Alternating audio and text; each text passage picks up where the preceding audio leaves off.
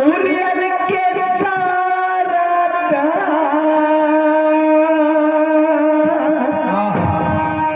लागै छै न गानाए बालक देखया मरती क्रमकु समान बरका उतहु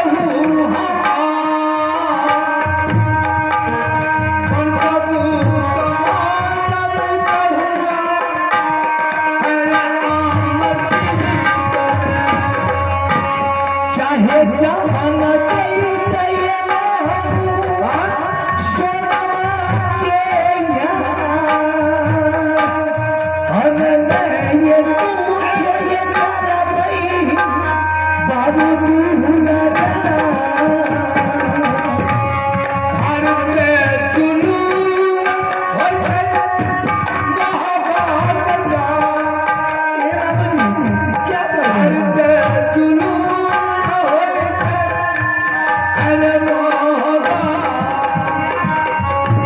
ममता सतावे छै बाबू सुदाना के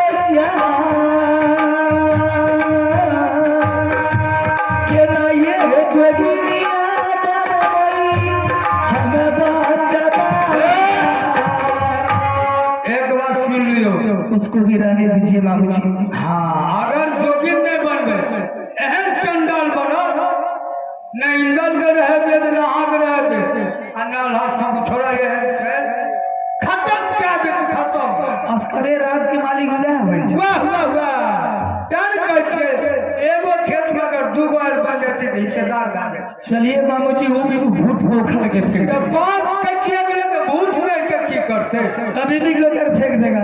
हां ठीक है बाबूजी, तो उसको मैं क्या करूंगी कैसे? हाँ बता दे, कोई पॉइंट बताइए। तू छोड़ा आ रहा है स्कूल से?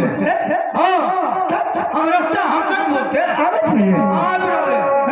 हाँ तेरे मेरे बाप जाके नहीं कह कबे तो जुलूम ढा देते छोड़ा के मालूम ढा देता ना हमरा मां को भगा देलो तो पहले तो वहां पर प्रहार करो खत्म क्या देते केकरा जमीन चुपे मामले भर बुकाने डाल भर मोहन हमरा बड़ माया लागे तोरा दे। हां बुझलो से हमरा में कोन गुण छै? अरे बाबू तोर वाला गुण केकरे में नहीं छै, एहन गुण छै हमरा कहे के लागे ने वह गुण पर ही कला देला तो कहे देखल ढोल पिटा सुन लो थोड़ा आदत है। अच्छा छोरा के की करिया? उठे से कहते मारे माँ मुझे खाना दो, कहना के बेटा जाओ तुम सारे सामान खोलो पोशाक खोलवा लिया अरे फिर जाओ जाओ स्नान कर दो हम खाना बना दो क्योंकि छत्री कुल का नियम है पहले स्नान का भोजन स्नान करने के लिए जाएगा रसोई घर में जाकर खाना बनाकर जादू को जहार देकर चांद पर बेटा खिला दो मर जाएगा रहे कौन बरोबर।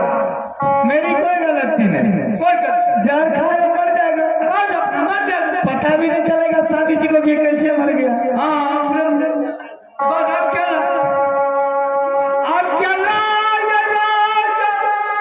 करते हैं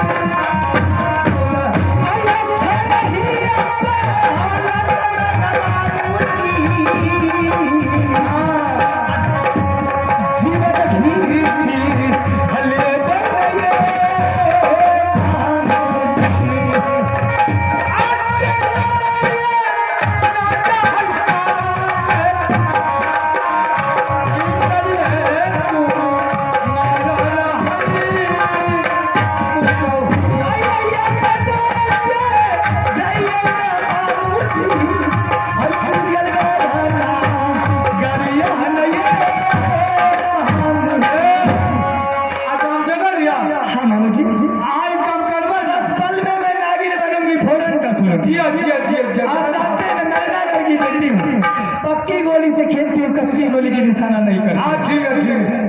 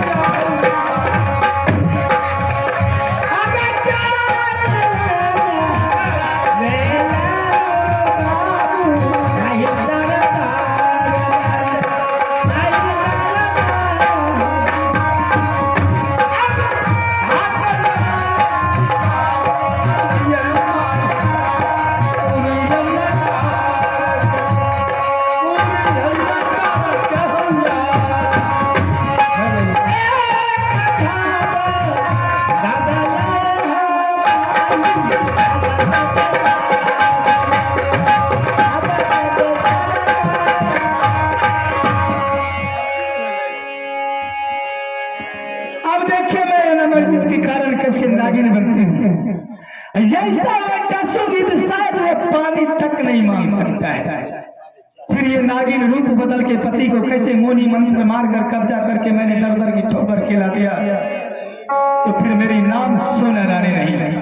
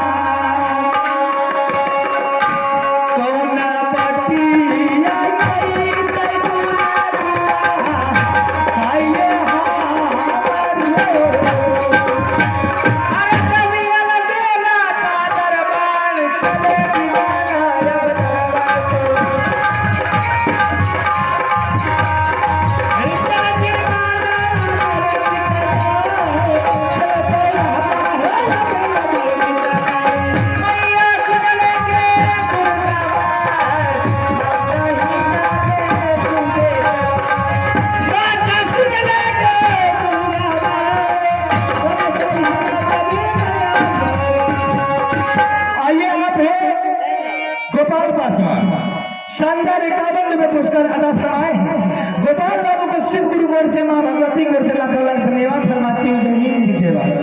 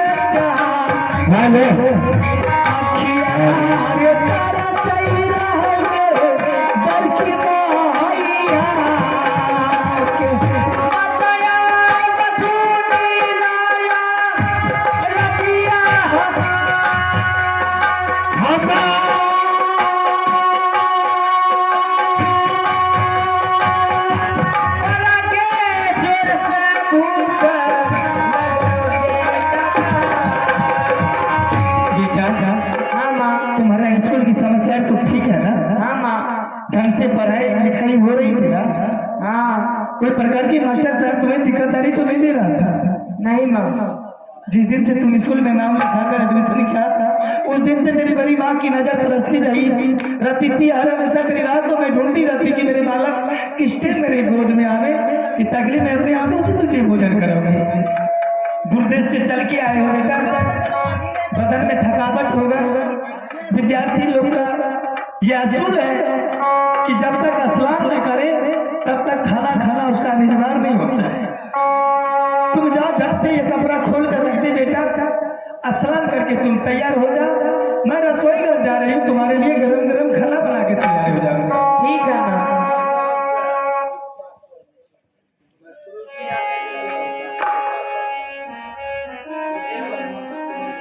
आइए इस घाट पर अमरजीत के भोजन के लिए स्वर्ग श्रीलाल बाबू के सपुत्र गोपाल पासवान शानदार 51 में पुरस्कार अदा फरमाए हैं। इन गोपाल बाबू को माँ भगवती को से लाखों धन्यवाद।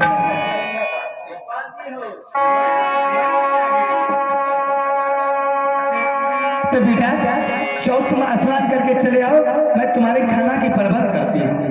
ठीक है।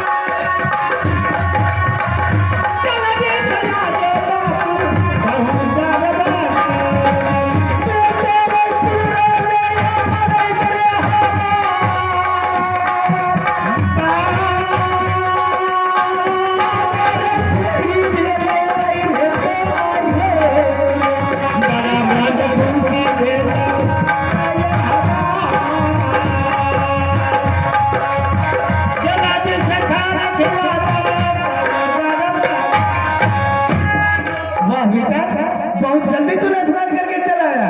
और मैं देख, तुम्हें कही थी ना कि जब तक तुम स्नान करके आएगा तुम्हारे लिए गरम गरम लिट्टी बना के रखी हूँ बेटा। शानदार की संतू भरा हुआ। तुम तो जानता है कि घर की लिट्टी कितनी शानदार खाने में लगती, कोई दुकान दौड़ी का है। अब खा लेना तुम भर भर के बेटा। चल बेटा बैठ जा। माँ, मेरी माँ कहाँ है? बेटा तू अपनी माँ के बारे में पूछ रहा है? अरे मैं तो भूल गई थी, तुझे देखकर इतना खुश हो गई मैं कि तेरी माँ के बारे में मैं तुझे पता नहीं बताई। तुम उधर स्कूल गया, इमरजेंसी कॉल तेरे ननियर से आया। क्या इमरजेंसी आया जानते हो? एकाएक तेरे नाना ने जग कर रहा था। इमरजेंसी कॉल तेरे मम्मी को बोला कि बेटी जितना जल्द उतना जल्द तुम आकर ये जग में संपन्न हो जा, जग में भागी ले ले, फिर अपने घर को चले जाना।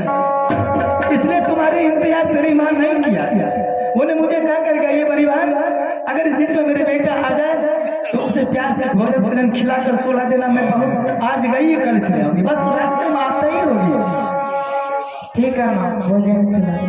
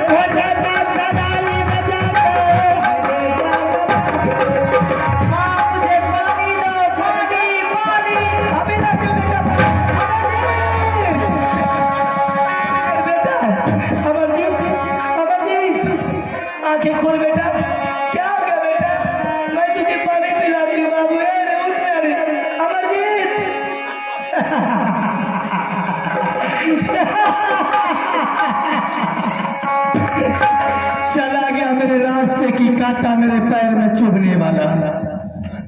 मैंने जल से कांटा को साफ कर दिया हूं कि आज से मेरा कोई दुश्मन ये मोदी राजमंगली बताने वाला नहीं रहेगा। आज पता तुम भोला रानी सोना रानी की टकराने की क्या नतीजा तुझे मिला है। तेरे दुनिया में कुछ भी नहीं रखी, सारे टुप्पी को मैंने साफ कर दिया कि रास्ता बिल्कुल भूल नहीं। अब देखिए सोना रानी को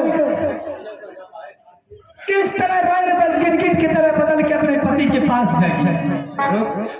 रुक जाओ सोना रानी। कौन है आप? मैं इंद्र भगवान हूँ। प्रणाम गुरुदेव। कहिए गुरुदेव। तूने आशीर्वाद की लायक नहीं हो। क्यों गुरुदेव? क्योंकि तूने मेरे शिष्य को भोजन में जहर देकर के उसके प्राण को हर ली है। नहीं गुरुदेव, मैं कुछ नहीं की हूँ। मैं तो अपने नरम हाथों से उसे खाना खिला रही थी गुरुदेव। अरे तूने सारी खेल खेल करके मेरे आंगन में नाच रही हो। तुम जानते हो कि ये मेरा परम शिष्य था क्या? और जिस तरह तुमने मेरे शिष्य का प्राण हर ली है, मैं आज तुम्हें श्रापित करता हूँ। नहीं गुरुदेव, कि अपने रंग महल में तुमने पगली बनकर भटकती रहोगी। मुझे क्षमा कीजिए गुरुदेव, मुझे ऐसी श्राप नहीं दीजिए गुरुदेव। मैं क्षमा कीजिए महाराज। जो कह दिया और व्यर्थ न जाए वैद ऋषिवारी। ऐसी गलती फिर कभी की दोबारा करूंगी गुरुदेव। अपनी श्रापित को वापस ले लीजिए गुरुदेव। ये श्राप वापस नहीं होता है। और तुमने एक बात ध्यान से सुन ले, जब भी तुम ठीक होगी तो वही बच्चे के हाथों से, जब जिंदा हो गया तो ठीक है, नहीं तो जिंदगी भर तुम पागल बन के महल में भटकती रहोगी। नहीं गुरुदेव, ये बालक तो मर गया गुरुदेव, तो मैं कैसे ठीक होंगी माँ गुरुदेव? ए पागल, तुमने वो अन्याय कर दिया है जो कि उनके माता और पिता के ऊपर में इतना कष्ट है, वो तुमने ही देने वाली हो। और वो बेचारी और बेचारा दोनों मिलकर के जंगल में पत्ता चबा करके रहता है, और तुमने उसे अपने धन दौलत के कारण उस बच्चा का प्राण हर लिया। वाह रे नारी, यही है नारी का पहचान। नारी चाहे तो दुनिया को जला सकती है, नारी चाहे तो घर को बिगाड़ सकती है, नारी चाहे तो घर को मंदिर बना सकती है। नारी, आज तुमने ये काम नहीं किया, जा आज से तुमने अपना कर्म का फल जरूर पाएगी। गुरुदेव, मैंने तुम्हें ये श्राप दे ही दिया हो। नहीं गुरुदेव, आप क्या करेंगे? ये भी तो मुसीबत मेरे सर पे आ गई। गुरुदेव श्राप मुझे दे दिया है। ठीक है गुरुदेव, मैं भी आपके श्राप को देखूंगी कैसे मैं पगली बनकर नाचती हूँ। जाइए गुरुदेव। अब मैं अपने पति के पास जाती हूँ इनकी समाचार सुनाने के लिए।